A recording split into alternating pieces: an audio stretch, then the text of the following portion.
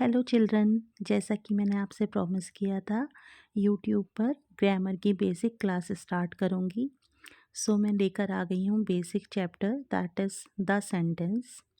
जब भी आप टेंसेस पढ़ते हैं, एक्टिव पैसिव डायरेक्ट इनडायरेक्ट कुछ भी पढ़ना चाहते हैं तो ये बेसिक फॉर्मोस्ट चीज़ है जो आपको पता होना चाहिए, दैट इज़ द सेंटेंस। उसके पार्ट्स पता होना चाहिए। So without delay we start the chapter the sentence. Bilingual चलेंगे सो दैट आपको जिन बच्चों का क्योंकि हम कह रहे हैं बेसिक क्लास स्टार्ट कर रहे हैं, तो बेसिक के लिए जिनको क्लियर नहीं होता है उनके लिए बेसिक ही रखेंगे, बाइलिंगुअल रखेंगे, इंग्लिश हिंदी दोनों का यूज़ करेंगे so that each and every concept can be clear to you. Okay, start. What is a sentence? Sentence क्या होता है? A group of words that gives complete meaning. शब्दों का वो समूह जो आपको पूरा मीनिंग ज्ञात करवाए, पूरा मीनिंग दे, वही सेंटेंस कहलाता है। For example, she is reading a book. जैसे कि मैंने ये सेंटेंस का एग्जाम्पल दिया है, she is reading a book. वह क्या कर रही है? वह किताब पढ़ रही है। अगर ये सेंटेंस बोला जा रहा है वह किताब पढ़ रही है, तो आपको क्लियर हो रहा है कि वह क्या कर रही है? किताब पढ़ रही है। तो आपको इसमें सब्जेक्ट जो काम कर रहा है उसका भी पता चल रहा है, वो क्या काम कर रहा है ये भी पता चल रहा है। तो जो आपको कंप्लीट सेंस देता है, आपको ज्ञात कराता है, आपको ये नॉलेज देता है कि सेंटेंस में क्या काम हो रहा है, that will be called a complete sentence. इसके अलावा आपको बताना चाहती हूँ जिसमें सब्जेक्ट नहीं होता, सब्जेक्ट नहीं होता पर कुछ लिखा होता है, तो that can called a phrase. वो एक फ्रेज कहला सकता है, उसे फ्रेज कह सकते हैं। जैसे कि मैंने कहा,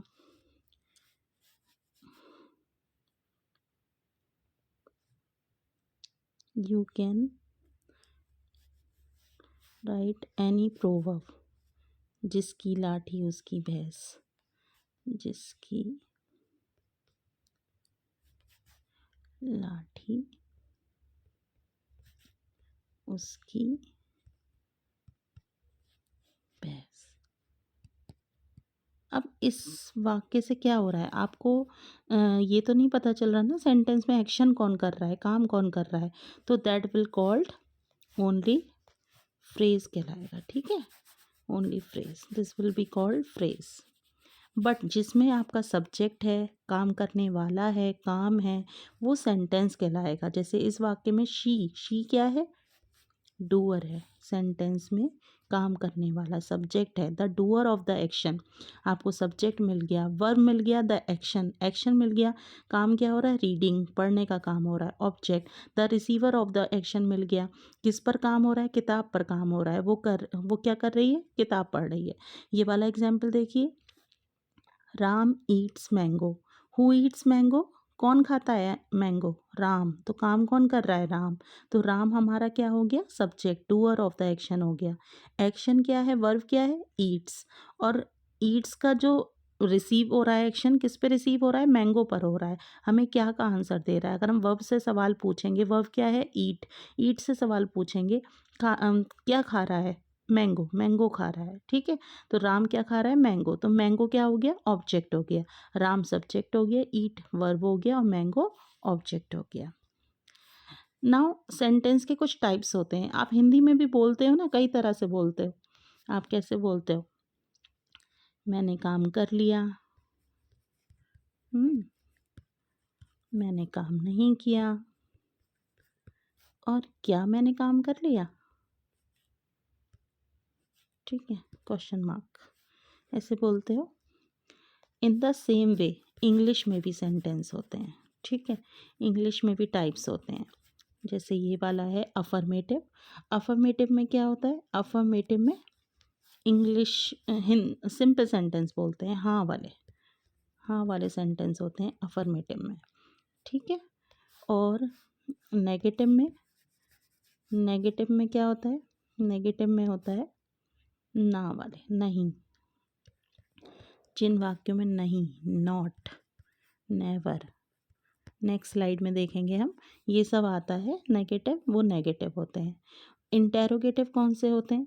इंटेरोगेटिव वो होते हैं जिसमें हम सवाल पूछते हैं, क्वेश्चन पूछते हैं, राइट? क्वेश्चन पूछते हैं, तो इसे क्या कहते हैं? Interrogation mark. ये देखिए, affirmative sentence, a positive statement, जिसमें पॉजिटिव स्टेटमेंट होता है, हाँ में बात कही होती है। एग्जाम्पल, शी इज़ हैप्पी, वो खुश है। एग्जाम्पल, दे प्ले क्रिकेट, वो क्रिकेट खेलते हैं। तो इसमें सीधी सी बात कह रहे हैं, सिंपल बात कह रहे हैं, पॉजिटिव सेंटेंस बोल रहे हैं, that is affirmative sentence. Negative sentence, जिसमें हम नो, नहीं, कभी नहीं, ये सब शब्दों का यूज़ करते हैं, वो नेगेटिव होते हैं। एग्जाम्पल देखिए, she is not happy, they do not play cricket. Okay. Interrogative, start with helping verb और WH वर्ड। दो तरह से होते हैं इंटेरोगेटिव सेंटेंस, या तो वो हेल्पिंग वर्ब से स्टार्ट होंगे, आर यू रेडी, इसकी हिंदी क्या होगी, क्या तुम तैयार हो, और या फिर वो WH वर्ड से स्टार्ट होंगे, व्हाट इज़ योर नेम, तुम्हारा नाम क्या है।